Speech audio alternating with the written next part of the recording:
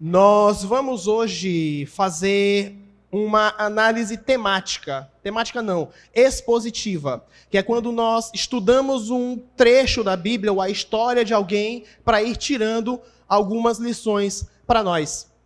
E eu quero começar falando um pouquinho sobre os nossos sentidos.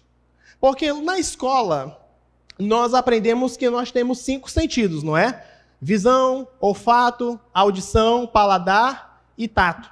São as 5 formas pelas quais nós conhecemos o mundo.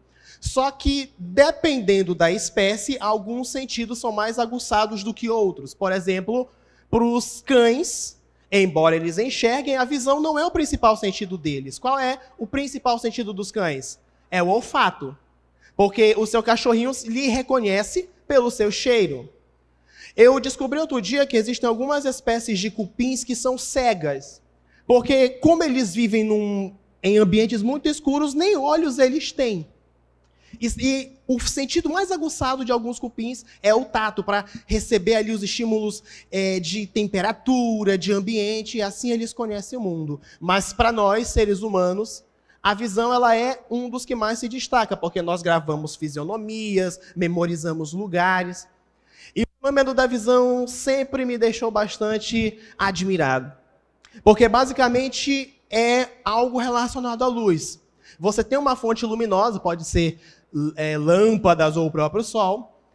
A luz, ela ilumina os objetos refletem, e essa luz refletida pelos objetos entra pela nossa pupila, vai lá na retina, de lá vai para o cérebro, e o cérebro decodifica na forma das imagens que nós enxergamos.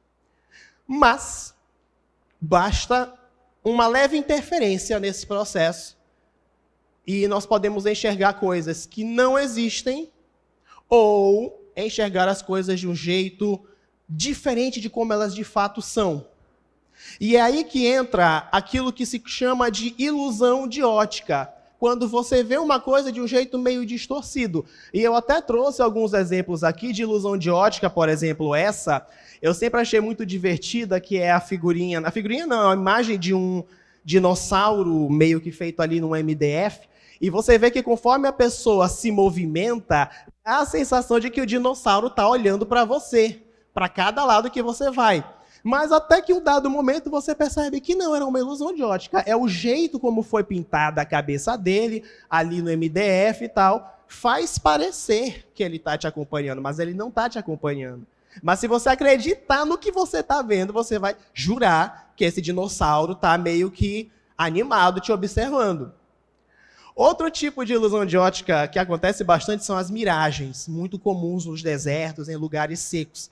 Eu lembro de ter visto essa bem aqui no Instagram. É um ciclista, você vê que ele está numa região bem seca. E lá no fundo parece que tem uma lagoa, né? Um monte de água. Aí você fica acompanhando, nossa, esse cara deve estar com muito calor. Ele vai pedalar e vai se jogar com tudo nessa água ali, né? Porque nada melhor do que você cair nas águas no meio de um lugar tão seco.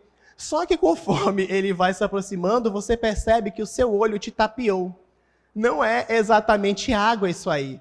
Quando finalmente o ciclista chega lá, você percebe que tudo não passa de um chão seco. Aquele chão rachado do deserto. É uma ilusão de ótica. A gente poderia passar horas aqui mostrando vários exemplos, né? Mas esses já são suficientes. De que nós não podemos confiar 100% naquilo que nós vemos. É preciso desenvolver algumas habilidades a mais para não sermos enganados. Nosso tema de hoje é esse, ilusão de ótica.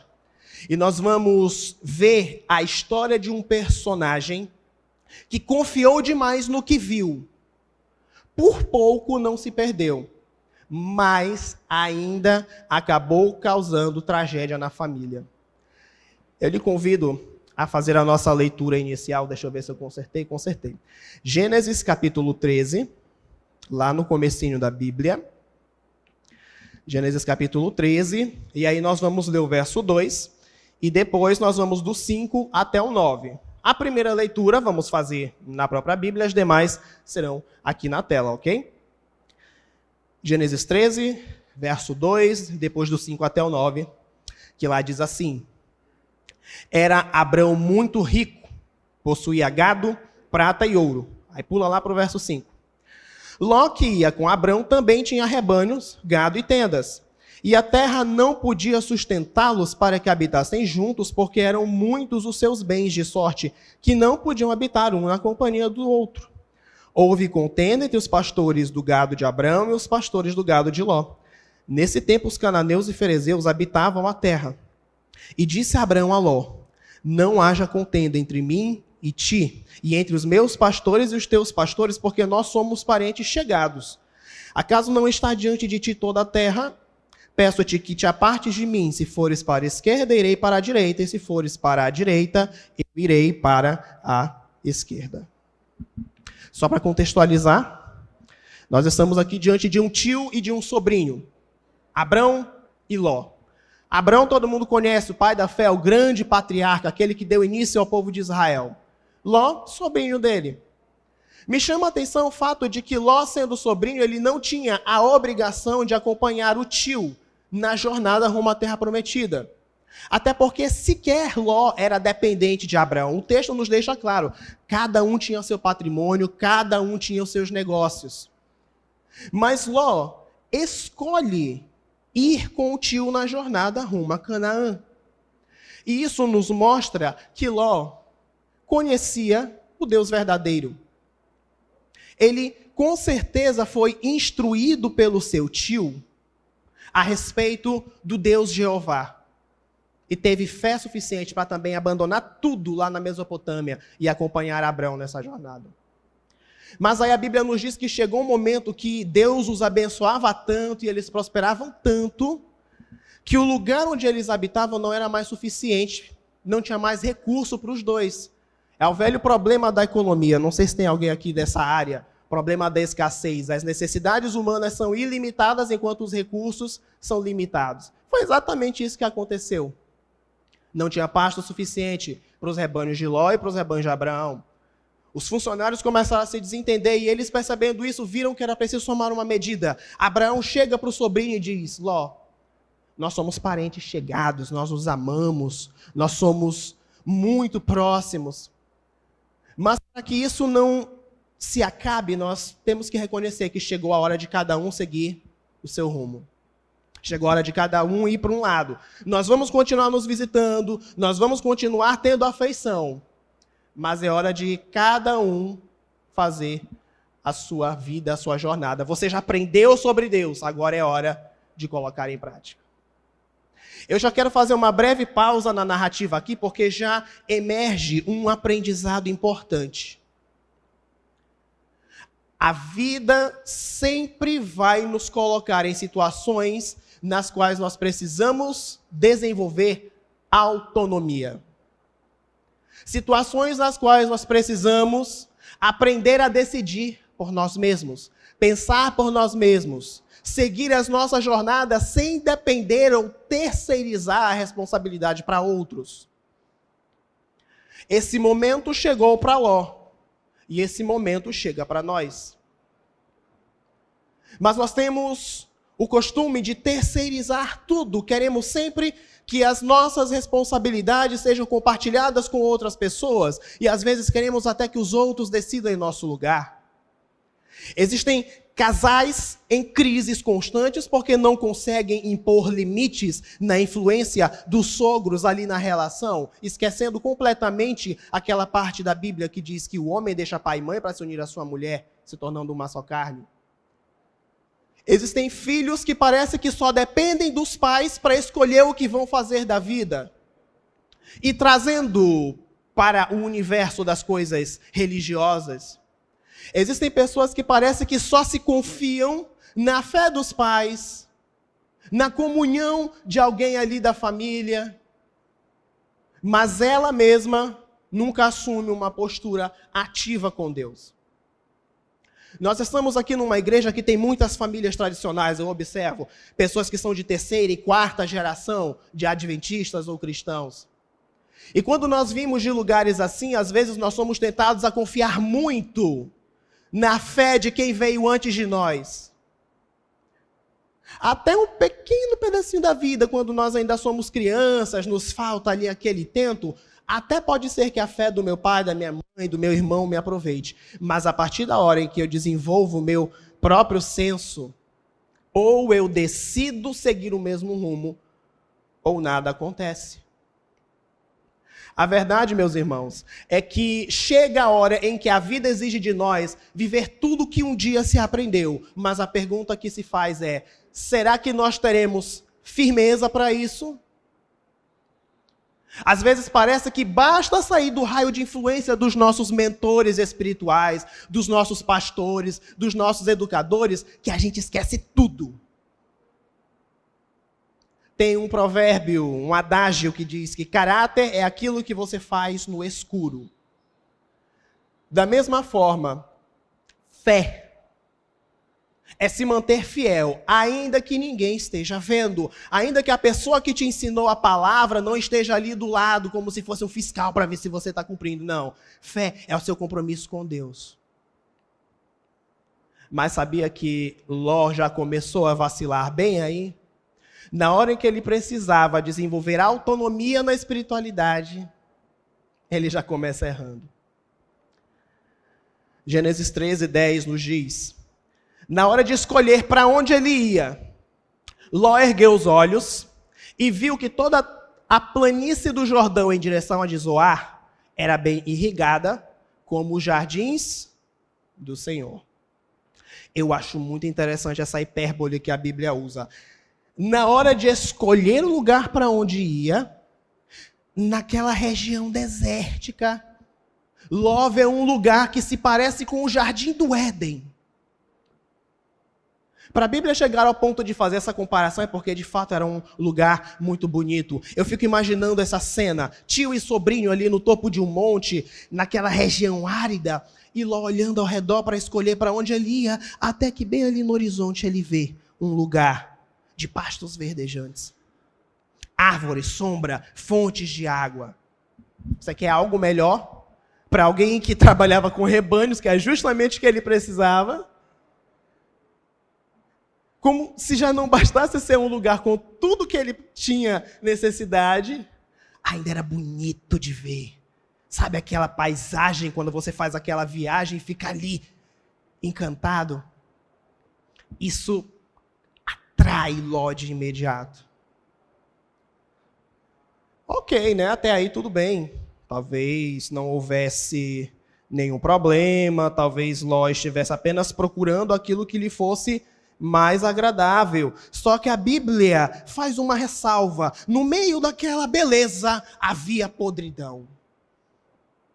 No meio daquelas planícies de paisagens belas estava uma cidade conhecida pela sua péssima fama, que assustava até mesmo os pagãos do mundo antigo. Que cidade era essa? Quem lembra? Sodoma. A Bíblia faz a observação de que lá em Gênesis 13:13, os habitantes de Sodoma eram perversos e extremamente pecadores contra o Senhor. E detalhe, Ló sabia. Ló não era ignorante quanto ao fato de que aquela beleza escondia um lugar perigoso. Mas você acha que isso refreou a escolha de Ló? Ele preferiu dar atenção para a beleza. Ele preferiu dar atenção para aquelas coisas que para ele pareciam ser tudo o que ele precisava. Ilusão de ótica. Isso me lembra muito o mesmo erro em que incorreu Eva lá no paraíso, porque Deus proíbe de comer o fruto. A serpente vem, tenta Eva, e a Bíblia faz aquela observação. Eva olhou para o fruto, viu que era belo e que era sugestivo de um bom sabor. Aí ela decidiu tomar e comer. O mesmo padrão se repetindo. Eu olho, eu me agrado, eu desejo e eu escolho, mesmo sabendo que é perigoso. É muito triste ver que na nossa jornada nós temos esse costume de, mesmo conhecendo a verdade, mesmo conhecendo o que Deus aprova e reprova, quando algo belo se apresenta, a gente cria assim ideia de que é possível ficar ao redor sem se envolver. Nós criamos uma ideia de que é possível escolher um tipo de vida, escolher um tipo de amizade, escolher um tipo de hábito que Deus reprova, sem que nós venhamos nos tornar grandes ímpios ou grandes afastados. Foi isso que Ló fez. Mas as coisas elas vão piorando. Gênesis 13:12 nos conta que Ló não se muda de imediato para dentro de Sodoma. Ele não tem coragem para isso. Ele sabe que Sodoma é violenta, que Sodoma é promíscua, que Sodoma é pagã. Mas Gênesis 13:12 nos diz que ele ia armando as suas tendas até Sodoma. Essa expressão no gerúndio, ela significa um processo. Ló reúne suas coisinhas, dá tchau, tio, valeu. Vamos para o rumo dali daquela planície. Ah, mas tem Sodoma lá. Calma. A gente vai armar nosso acampamento a 30 quilômetros de Sodoma. E lá está Ló, 30 quilômetros de Sodoma.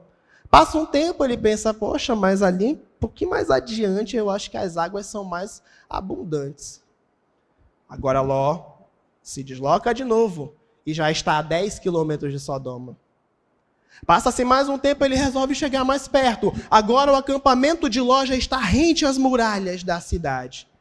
Ele olha para suas tendas, com aquele couro todo ali ressecado, olha para a cidade com aquelas casas luxuosas e pensa, eu mereço. Vou deixar meus funcionários aqui, meus rebanhos aqui, e vou morar lá com minha mulher e minhas filhas. Depois de um tempo, Ló está dentro de Sodoma. Eu costumo dizer que quando alguém se afasta de Deus, é muito raro isso acontecer do dia para a noite.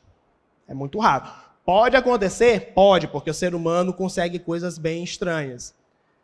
Mas quando se trata de alguém que estava em comunhão com Deus, estava ali perante o Senhor, orando, buscando, servindo, é muito difícil essa pessoa do nada virar casaca. Quando alguém finalmente cria coragem para se afastar, é porque antes já tinha um processo lento e gradual de distanciamento de Deus. Eu brinco falando para as pessoas assim, imagina ontem você estava ali fervoroso, ligado, Senhor, meu Deus. Aí você foi dormir, acordou hoje, aí você sentou ali na beira da cama. Sabe aquela hora que você acorda e fica olhando para o nada, fazendo download das tuas configurações, né? Aquela cara assim. Aí quando você finalmente despertou, você levantou e disse, nossa, hoje é um belo dia para eu me apostatar. É hoje que eu vou rasgar a Bíblia. É hoje que eu vou fazer tudo que Deus repreende. Sendo que ontem você estava em plena comunhão. É assim? Não, você vai ter que criar coragem no meio do caminho. Ló viveu exatamente essa situação e aqui está, talvez, um dos pontos de maior advertência para nós hoje. Cuidado se você e eu estamos em um processo de nos afastar de Deus. Talvez você não esteja em Sodoma ainda, mas você está armando as suas tendas na direção de lá. E como é que se faz isso? É cada pequena concessão, cada vez que eu negocio os meus princípios, cada vez que eu abro mão de pontos da minha fé, eu estou indo na direção errada. Vamos colocar em termos práticos. A moça cristã que está atrás de um relacionamento, mas ela conhece um rapaz que não é convertido. Nossa, mas você viu o tamanho dos bíceps dele, você viu como ele é lindo, como ele é maravilhoso, mas ele não acredita em Deus, ele faz coisas que Deus reprova. Você realmente quer isso? Eu posso converter ele.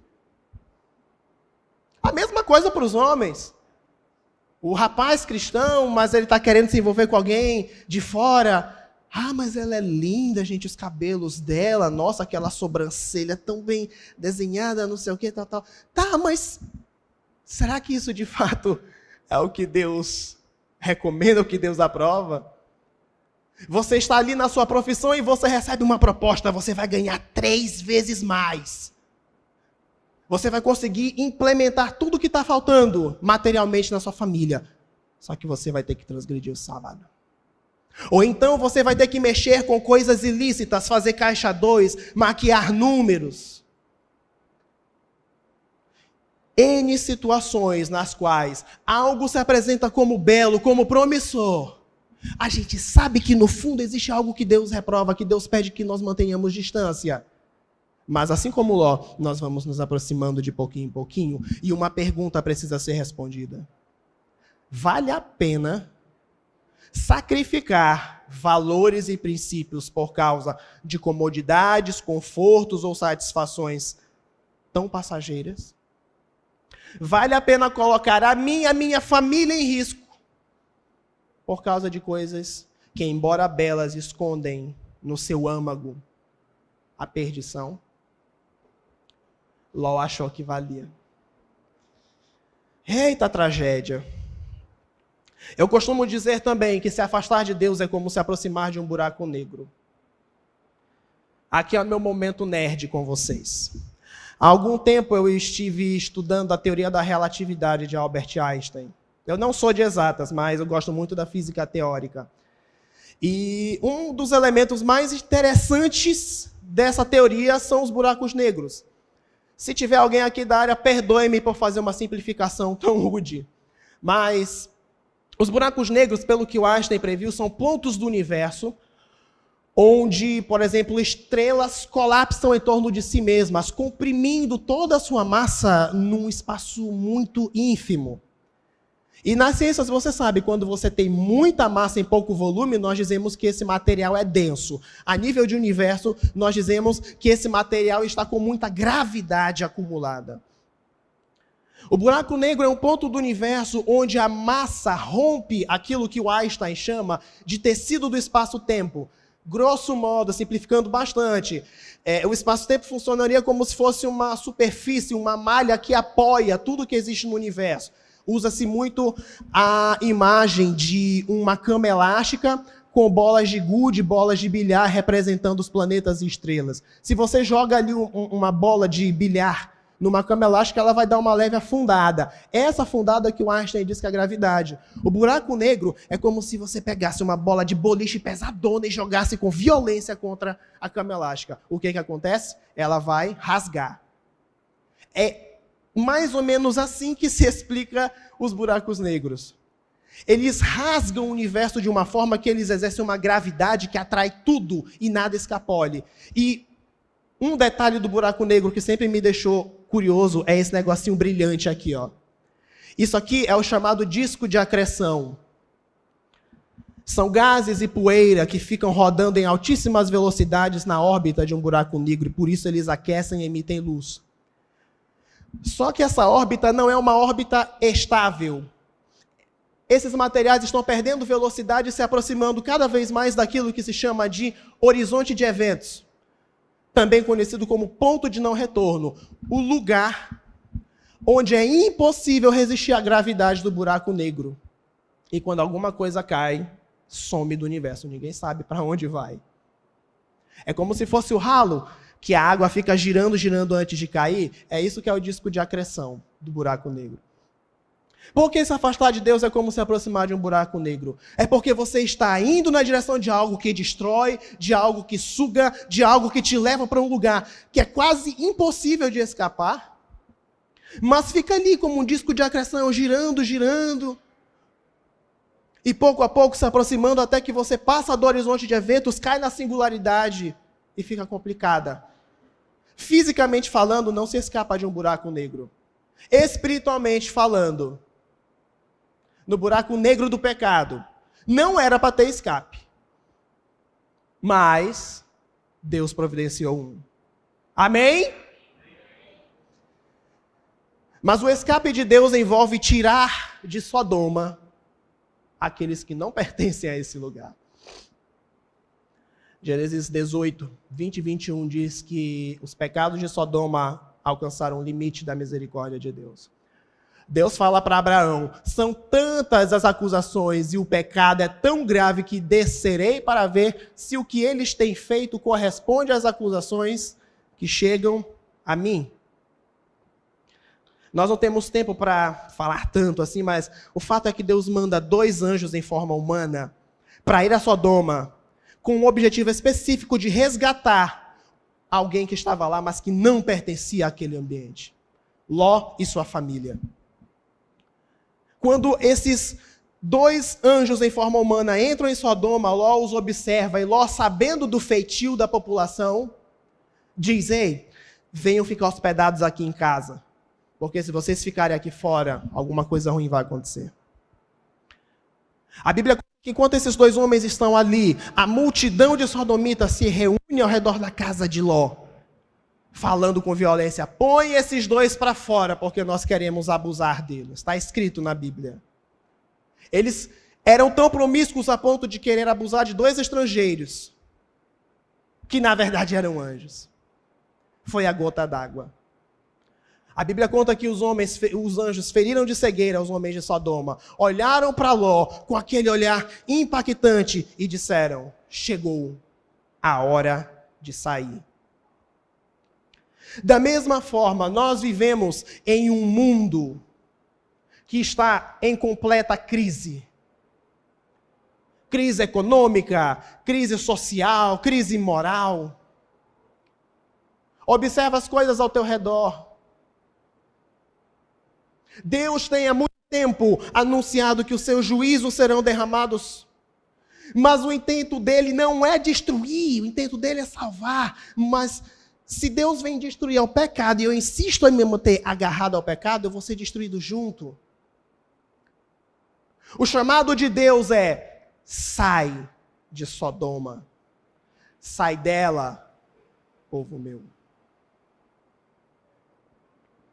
Eu fico muito encasquetado com esse detalhe bem aqui. Gênesis 19 e 16 diz que mesmo os anjos anunciando: sai daqui, vai ser destruído, salva a tua vida e a tua família, Ló demorou para atender o chamado. Como ele hesitava, os homens agarraram Ló, sua mulher e as 2 filhas pela mão, tiraram-nos dali e os deixaram fora da cidade, porque o Senhor teve misericórdia deles. Graças a Deus eu não sou Deus, porque se fosse eu tinha largado de mão. Eu não gosto de teimosia, apesar de que eu sou teimoso. Mas o fato é que mesmo na iminência da destruição, Ló ainda demorava para sair. Os anjos tiveram que puxar ele e a família. Há quanto tempo Deus me chama? Há quanto tempo Deus tem batalhado no meu coração? Deus tem dito: filho, você está em Sodoma, mas você não é de Sodoma. Você errou, você se afastou, você entrou pelo caminho errado, sim. Mas eu vim aqui para te resgatar, mas tu precisa escolher, tu precisa decidir logo, tu precisa vir. E nós adiando, como se houvesse tempo. Ah, se Deus não tivesse misericórdia de Ló, coitado dele. Ellen White, lá em Patriarcas e Profetas, ela comenta que, como os habitantes do Vale de Sidim, hoje o povo está sonhando com prosperidade e paz. Na noite prévia à sua destruição, eles se entregaram às cidades da planície, aos prazeres turbulentos, caçoaram dos temores e avisos do mensageiro de Deus, mas esses escarnecedores pereceram nas chamas. Naquela mesma noite, a porta da misericórdia se fechou para sempre aos ímpios e descuidados habitantes de Sodoma, porque Deus não será, por muito tempo, menosprezado. A porta da misericórdia de Deus tem limite. Mas nós costumamos achar que o fechamento da porta da graça se resume a um evento escatológico futuro, lá perto de Jesus voltar. E de fato é. Mas a porta da graça também pode se fechar na minha vida a qualquer momento. Porque eu não tenho controle de quanto tempo eu vou viver, de quantas oportunidades eu terei. Por que demoro tanto para sair de Sodoma se eu não sou de lá? Gênesis 19, 17. Depois de tirar Ló e a família da cidade, um dos anjos disse a Ló: fuja por amor à sua vida, não olhe para trás e nem pare em lugar nenhum da planície. Fuja para as montanhas ou você será exterminado. A ordem é: sai. Sai. Volta para o caminho certo. Se está no processo de afastamento, muda de direção. Rápido. Se já se afastou, se já está todo sujo pela lama do pecado, os anjos de Deus vieram te puxar hoje. Mas sai. Sai e não olha para trás. E essa expressão de olhar para trás, ela é muito relevante por dois motivos. Primeiro, no hebraico, esse verbo olhar não é um olhar de relance. Porque a gente vê muito nos desenhos, nos filmes, né? Aquela cena de Ló e as filhas e a esposa fugindo. Aí a esposa de Ló está lá, dá uma olhadinha e congela. Não é assim que a gente vê nos filmes? Só que o verbo hebraico não traz essa ideia de olhar de relance. Ele traz a ideia de contemplação, quando você para tudo que está fazendo para admirar. Além desse detalhe do verbo, ainda tem um detalhe de parar, porque ele também forma uma expressão idiomática, olhar para trás, que no hebraico também transmite a ideia de alguém que estava caminhando, deu meia volta e começou a se reaproximar do lugar de onde tinha saído.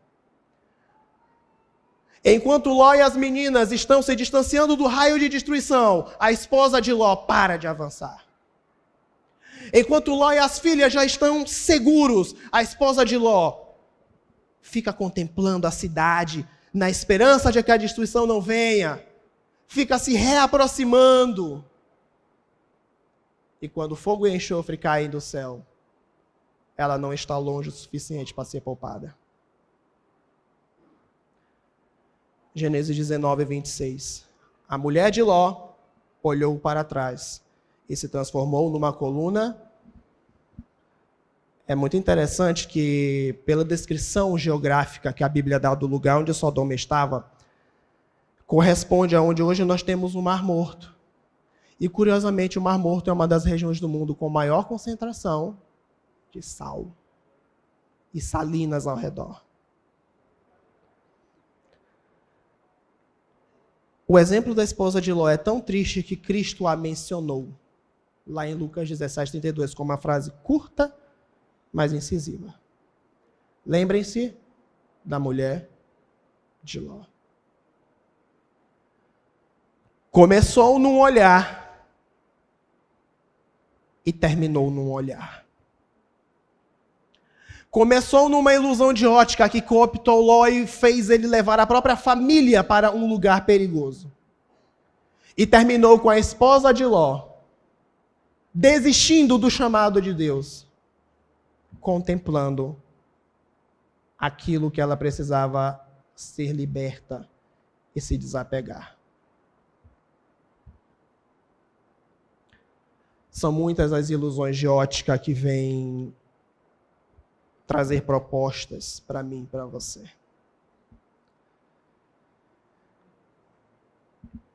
Se você ainda está armando suas tendas em direção a Sodoma, e você sabe disso, há tempo de evitar o pior.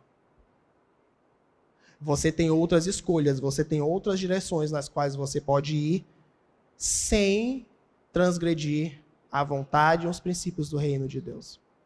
Talvez não seja tão bonito, talvez não seja tão confortável ou luxuoso, mas é ali que você vai estar sob a sombra do Onipotente, no esconderijo do Altíssimo. E se você já passou pelo processo de afastamento e hoje está em Sodoma, é difícil, a gravidade desse buraco negro, ela prende muito. Mas o Salvador veio hoje falar para você: eu vim aqui para te resgatar. Ele pode até te puxar, mas você precisa sair sem olhar para trás. seguir a direção que Deus aponta. Joga fora essa saudade das coisas que ficaram para trás. Joga fora esse apego. Joga fora esse excesso ali de confiança nas coisas desse mundo. E lembra, embora Deus vá destruir essas coisas por causa do pecado, mas Ele prometeu nos levar para uma cidade perfeita, onde não haverá mais luto, nem pranto, nem dor, porque as primeiras coisas passaram. Está nas suas mãos decidir.